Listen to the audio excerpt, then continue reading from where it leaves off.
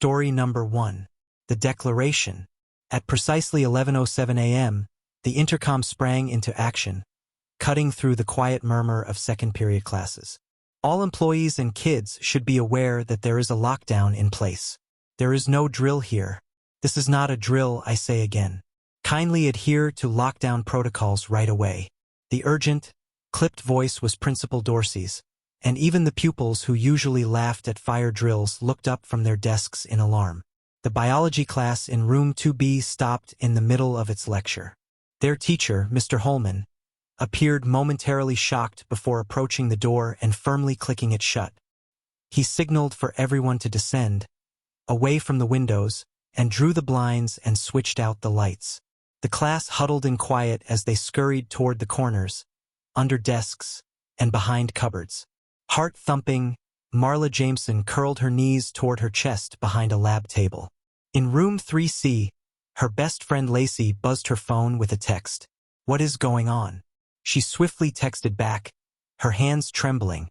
"I have no idea, but it is not a drill." The seconds dragged on. Minutes went by. No shots, no footsteps, no screams, just a fog-thick quiet. A locker crashed from someplace down the hall. Everyone winced. Mr. Holman touched his lips with a finger. The doorknob then turned. Not frightened, not violently rattled like in movies. Simply rotated, gently, purposefully. Everybody froze. There was a lock on the door. However, the person outside was not putting it to the test. They simply continued to move the knob repeatedly and, over for nearly a minute. It then came to a halt. Silence. Then there was the scrape of metal on tile as someone dragged something heavy down the hall. Rhythmic, long, and slow. Scrape-ape, scrape-ape. A few pupils began to sob in private, but nobody dared to intervene. No fresh texts arrived, but Marla gripped her phone like a lifeline. She looked at her signal. No bars. No service. She was not by herself. Some others were holding up their phones after taking them out. No assistance. No Wi-Fi. Nothing but silence. The scraping ceased. It was replaced by a new sound. Somewhere down the hallway, there was a gentle knocking. Knock, knock, knock. Quiet, almost courteous. The voice then emerged. "Give me access." The voice of a girl. Calm. Not yelling.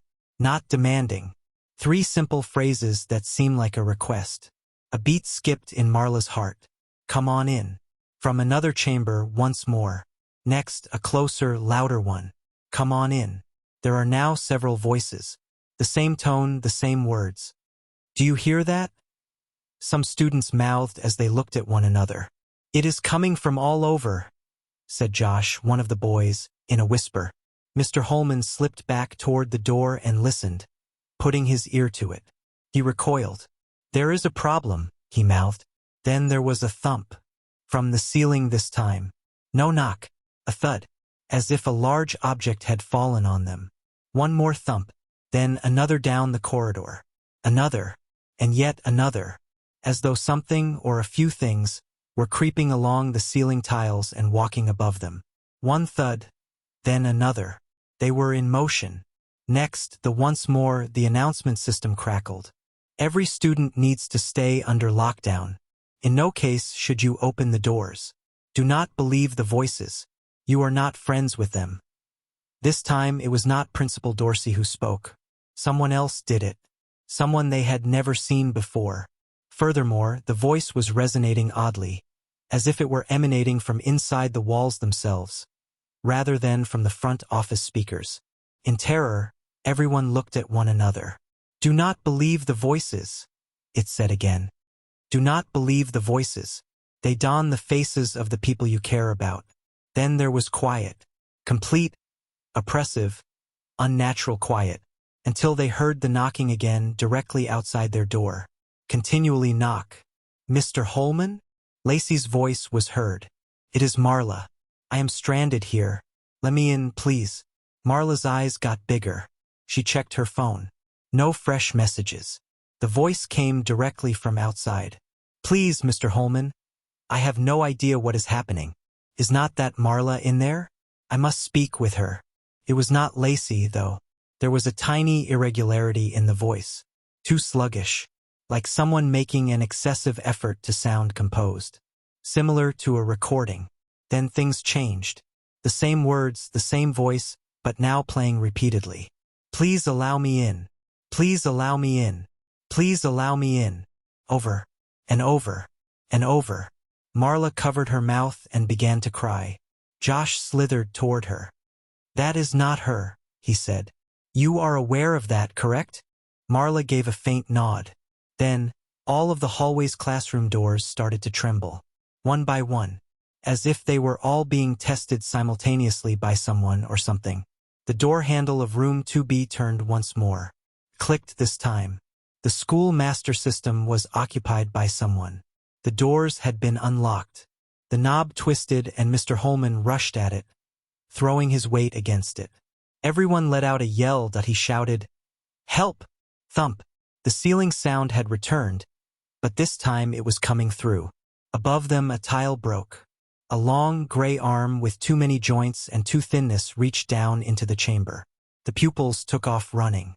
A few jumped beneath desks, as the object's fingers twitched in the air, sniffing for movement, sound, or them. Marla screamed. Mr. Holman pushed a filing cabinet beneath the shattered tile, causing it to smash into the ceiling. Silence. Then a deep growl. Not from a beast. Not human either. Something halfway, reverberating from each speaker and vent. And again the intercom crackled. You have been selected. The lockdown has been extended permanently. Next, static. And shadows. After flickering, the lights turned off. The actual nightmare then started. Story number 2. The bell did not ring. At 12:14 p.m., the clock in room 4F blinked. When the first siren sounded, it was from inside the school, not from outside, and the kids were only returning to their classrooms after lunch. Their skulls vibrated and the halls were penetrated with an odd, high-pitched whine. The lockdown alert was not your typical one. It was lengthier, slower, nearly broken. The lights lowered to an odd orange hue after flickering once, twice, and then again. All to the walls. Their English teacher, Mr. Keene, ordered, "Lock the door." Without hesitation, as if practicing, he walked to the door of the classroom. However, his composed demeanor was revealed by the way his hand shook on the latch. Footsteps reverberated in the corridor outside, but not the quick scurry of kids sprinting. These actions were planned. Heavy. As though whoever or whatever was out there was hauling something one by one. There was a crisp snap when the door locked. Pupils fell to the ground. A few scuttled beneath desks. Others squatted next to cabinets and shelves, their gazes flitting to the windows. They had already drawn the blinds.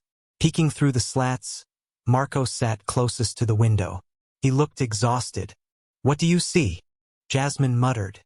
Marcos remained silent. "What do you?" he remarked. "Someone is just standing there, next to the flagpole, covering their head with a sack." Everyone became still. Mr. Keene approached the window stealthily. Through a narrow gap in the blinds he peered, then quickly retreated. "That is not a sack," he muttered to himself. "It is skin." The intercom then activated. However, it remained silent. It merely hissed, static-like but alive. Out and in, damp and shallow. It continued for about a minute. Then there was quiet. Then, "Principal Morrow is here. Please maintain your composure and carry out the lockdown protocol. Notification has been sent to the authorities. Never try to get out of your classroom." However, Principal Morrow had been absent all day. Furthermore, the voice was not hers. It sounded like someone attempting to mimic her voice. Around a desk, Keene's knuckles turned white. "There is no speech," he mouthed. "No one moves." The second siren then sounded. Lower in pitch. Longer. Deeper.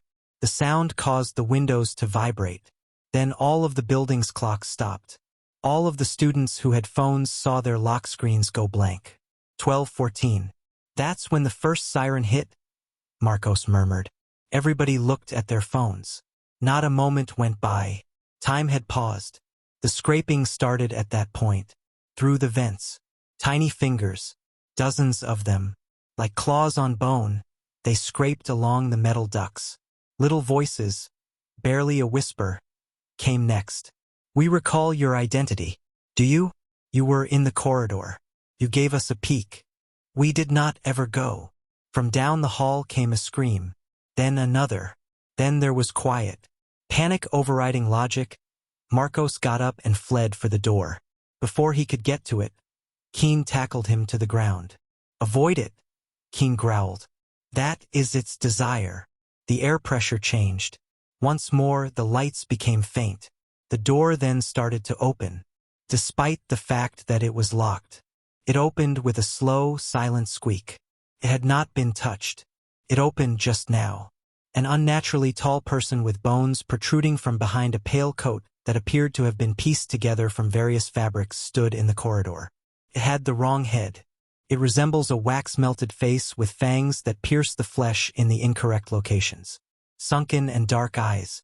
Its fingers dragged on the tile as its arms extended too far. And behind it, the corridor had vanished.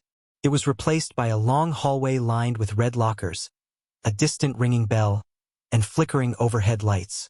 An indefinitely long single note. Slowly and creakingly, the creature turned its head and entered. It did not, however, walk on the floor, trodden across the walls. The stranger ignored Keen's attempt to push a desk against the door. It did nothing but watch. The lights flickered, and it was gone when they came back. However, the door remained open, and suddenly there was another person standing in the middle of the corridor. Triggs, Samantha. 3 years earlier, a girl had passed away at that school. Suicide. The story was well known. Everybody recalled. Wearing her old cheer uniform, she stood barefoot with her head cocked to the side. She was crying too. The tears did not flow down her cheeks. They rather raced up it. She lifted one hand and made a scratch. Her nails dug into the wall. "Stay is all that is needed." Then she let out a scream. More loud than any human being ought to be able to. It was so loud that the light bulbs above their heads cracked. It grew dark in the room. There was a sobbing person. There was another person praying. The sound of dozens of feet marching in unison sounded from the corridor. Not quickly. It is not urgent. Simply put, unavoidable. The life did not match the footsteps. The last announcement was then made over the intercom. "The bell has rang at 12:14. Greetings from the infinite period." The door then banged. From the exterior. Story number 3. Hallway 13 is not there. At 9:43 a.m., the school was placed under lockdown. As the news blared over the intercom, a different voice, rather than the robotic message they were accustomed to, caused silence in room 108. Deep, gurgling, crackled as if it were broadcast from below. "Lock all doors. Quick process. Do not talk. Do not move." Even his sentence was left unfinished by Mr. Havel. He proceeded to the door, secured it, covered the window with the blackout curtain, and switched off the lights. He had trembling hands. Against the walls. "Do not talk." The pupils complied silently. Mina Tran held her rucksack close to her chest as she huddled next to the classroom's rear wall. The air had a new feel, heavier, as if it were no longer intended for inhalation. "Are you okay?" Her phone buzzed. Came from room 204, from her friend Karina. Mina opened her mouth to respond, but stopped. No signal. No Wi-Fi.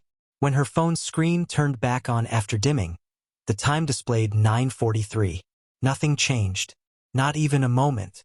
Justin Moore gazed out the door window's narrow glass slit across the room. "There is a problem," he muttered. Mr. Havel gave the command to back away from the door. However, it was too late. For a brief minute, Justin thought he saw someone peering back at him as his breath froze up the glass. Faces, not a face. Overlapping.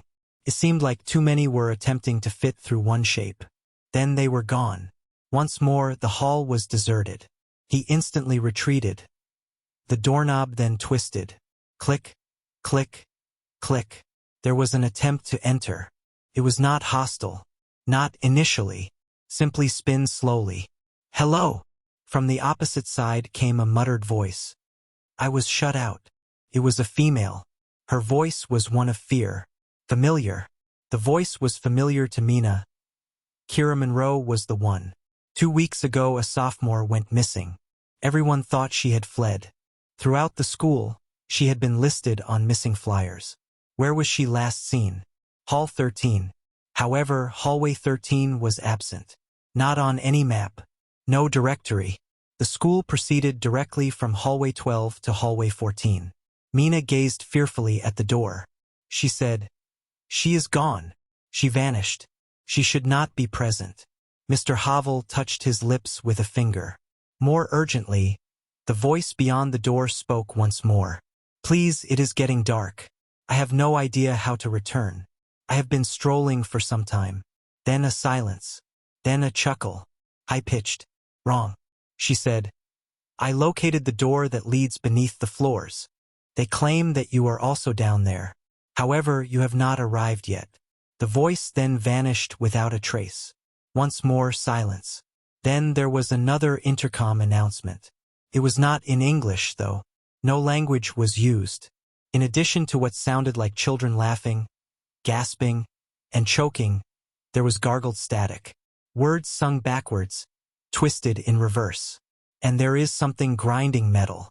When it was over, Mr. Havel went to the wall-mounted phone to dial the front desk. However, the recipient was enveloped in a dark substance. A viscous sludge that pulsed slowly. He left it untouchable. And suddenly there was a footfall dot over them. From the tiles on the ceiling. Wet, bare and soft. Step, drip, step, drip. It seemed as though something was walking, or perhaps crawling, on the interior of the ceiling. There was a tremendous strobe to the lights. Flicker, flicker, flicker. The room's shadows took on new forms with every flash. They became taller, thinner, then more expansive, bent after that, until the light returned and one of them remained. In the corner it stood. Like a hole in the air, there was a tall, human-shaped mass that was completely dark. Not a feature. No eyes. Right there. A student let out a scream. The lights abruptly went out. Darkness. Without prompting, the door opened. The fragrance of moist earth filled the heavy, cold air that blew in. The kind that only old basements can smell. Mina shivered and gripped her knees. Then she heard it. From within the room came a voice. "Have you already seen hallway 13? She looked around. Nobody had said anything. Nobody had shifted. The voice, however, was behind her ear. She whirled, but to no avail. Then a siren sounded. Low, warped, reverberating via the walls.